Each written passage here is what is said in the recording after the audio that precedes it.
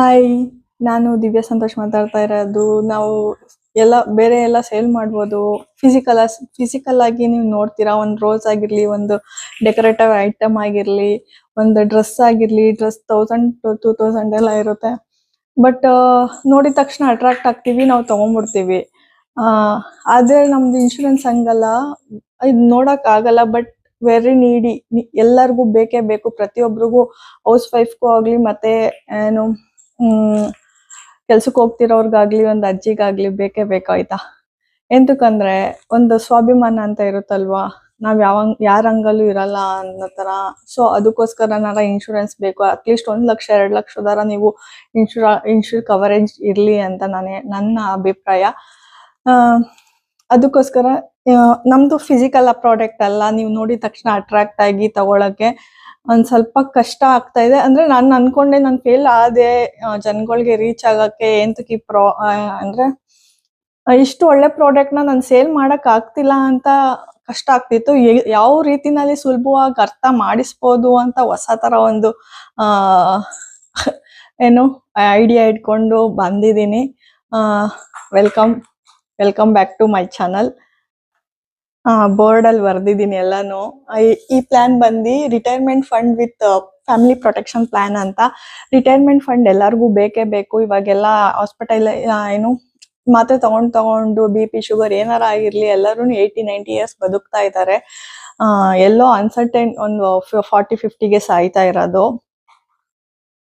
ಮತ್ತೆ ಆಕ್ಸಿಡೆಂಟ್ ಅಲ್ಲಿ ಏನಾರ ಆಗಿರ್ಬೋದು, ಅಷ್ಟೇನೆ. ಬಿಟ್ರೆ ನಾವು ಲೈಫ್ ಸ್ಟೈಲ್ ನಮ್ ಚೆನ್ನಾಗಿತ್ತು ಅಂದ್ರೆ, ಹೆಲ್ತಿ ಲೈಫ್ ಸ್ಟೈಲ್ ಇತ್ತು ಅಂತಂದ್ರೆ ಡೆಫಿನೆಟ್ಲಿ 80 ಇಯರ್ಸ್ ಇಲ್ಲ 60 ಇಯರ್ಸ್ ನಾವು ಬದುಕ್ತೀವಿ ಅವ್ರಿಗೋಸ್ಕರ. ಆಮೇಲಿಂದ ಮದ್ವೆ ಆಗಿರ್ತೀವಿ, ಮದ್ವೆ ಆಗ್ತಾರೆ, ಏನು ಬಾಯ್ಸ್ ಎಸ್ಪೆಷಲಿ. ಪಾಪ ಅವ್ರಿಗೂ ಏನೋ ರೆಸ್ಪಾನ್ಸಿಬಿಲಿಟೀಸ್ ಎಲ್ಲ ಗೊತ್ತಿರಲ್ಲ, ಮಕ್ಳುನು ಹಾಕ್ತೆ. ಅವಾಗ ನೆಕ್ಸ್ಟ್ ಮಕ್ಳಿಗೇನು ಮಾಡ್ದಿರ ನಾನು ಭಯ ಸ್ಟಾರ್ಟ್ ಆಗುತ್ತೆ. 40 ರೀಚ್ ಆಗ್ತಿದ್ದಂಗೆನೆ ಕಾಯಿಲೆಗಳು ಬರುತ್ತೆ. 40-55ಗೆಲ್ಲ ನಾನು ಫ್ಯಾಟಿ ಆಗ್ತಾ ಇದ್ದೀನಿ, ಫ್ಯಾಟಿ ಲಿವರ್, ಅದು ಇದು ಏನೇನೋ ಕತೆಗಳಿದೆ ಇವಾಗ ಸಿಕ್ಕಾಪಟ್ಟೆ. ಆ ಭಯದಲ್ಲಿ ನನ್ನ ಫ್ಯಾಮಿಲಿಗೆ ಏನು ಮಾಡಿಲ್ಲ ಅನ್ನೋ ಒಂದು ಕೊರಗುನು ಏನು ಬೇಕಾಗಿಲ್ಲ. ಅಂತವ್ರಿಗೆ ಈ ಪ್ಲಾನು. ನನ್ನ ಫ್ಯಾಮಿಲಿ ಸೆಕ್ಯೂರ್ ಆಗಿದೆ, ಪೀಸ್ ಆಫ್ ಮೈಂಡ್ ಇಂದ ಅಟ್ಲೀಸ್ಟ್ ನನ್ನ ದೇವ್ರು ಇವಾಗ ಕರೋರು ನಾನು ಹೋಗಕ್ ರೆಡಿ ಅಂತ ಒಂದು ಆರಾಮಾಗಿರ್ಬೋದು. ಫ್ಯಾಮಿಲಿ ಟೆನ್ಷನ್ ಬಿಟ್ಟು ನಾನೇನು ಮಾಡಿಲ್ಲ ಅಂತ ಗಿಲ್ಟಿನಲ್ಲಿ ಸಾಯೋ ಬದಲು ನಾನೆಲ್ಲ ಮಾಡಿದೀನಿ, ನನ್ನ ಕೈಲಾಗಿದ್ದು ಅನ್ನೋ ಒಂದು ಶಾಂತಿಯಿಂದ ನಾವು ಹೋಗ್ಬೋದು ಅಂತ ಅನ್ಕೊಂಡಿದೀನಿ. ಅದಕ್ಕೋಸ್ಕರ ಇದು ರಿಟೈರ್ಮೆಂಟ್. ಬದುಕಿದ್ರೂನು ನಮ್ಗೆ ಯಾರ ಮೇಲೂ ಡಿಪೆಂಡ್ ಆಗ್ದಿರಾ ಇರ್ಬೇಕು, ಅಮೌಂಟ್ ಬೇಕು. ಸೊ ಇದ್ದಾಗ್ಲೂ ನನ್ನ ಫ್ಯಾಮಿಲಿಗೆ ನಾನೇನು ಪ್ರಾಬ್ಲಮ್, ನನ್ನಿಂದ ಏನು ನಾನೇನ್ ಕರ್ತವ್ಯ, ನಂದು ರೆಸ್ಪಾನ್ಸಿಬಿಲಿಟಿ ದೇವ್ರು ಕೊಟ್ಟಿದ್ನೋ ಅದನ್ನ ನಿಭಾಯಿಸಿದೀನಿ ಅನ್ನೋ ಸ್ಯಾಟಿಸ್ಫ್ಯಾಕ್ಷನ್ ಇರ್ಬೇಕಲ್ವಾ. ಅದಕ್ಕೋಸ್ಕರ ಈ ಪ್ಲಾನ್ ಮಾಡ್ತಾ ಇರೋದು. ನಿಮ್ದು ಏಜ್ 35 ಅನ್ಕೊಳ್ಳಿ. ನಾನು ಎಕ್ಸಾಂಪಲ್ ತಗೊಂಡಿರೋದು 35 ಇಯರ್ಸಿಗೆ. ಬೋರ್ಡ್ ಕ್ಲೀನ್ ಆಗಿ ಕಾಣಿಸ್ತಾ ಇದೆ. Okay fine. ಒಂದ್ ಸ್ವಲ್ಪ ನಾನು ಕಾಣಿಸ್ತಾ ಇಲ್ಲ. ಓಕೆ, ಏಜ್ 35 ತಗೊಂಡಿದ್ದೀನಿ.